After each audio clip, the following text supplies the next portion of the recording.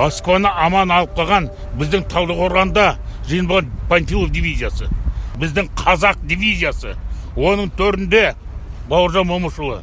Баукеңдей қаһарман болу, ол оңай емес, қаһармандықты тәрбиелеу керек. Сосын бәрімізге тілейтінім елімнің кең байтақ елім тұтастығы, көп ұлттың еліміздің татулығы, Баукеңнің арба қолдап жүрсін, қай жерде жүрсек те отанымыз үшін кірпікқа жан беруге дайын болайық.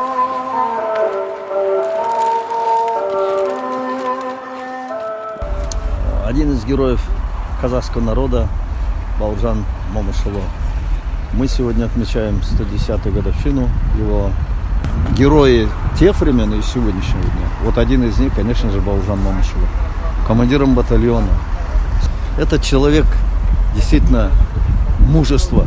Представьте себе, командир батальона, через буквально 2 месяца его назначает командиром полка. Он отказывается, конечно, говорит, есть, я артиллерист. А вот есть, значит, вот пехотинцы, которые могут быть. Нет, его назначили. И представьте себе, за вот короткое, вот за 4 года войны он командиром дивизии, комбат и командир дивизии. Старший лейтенант комбат и полковник командиром дивизии к концу войны.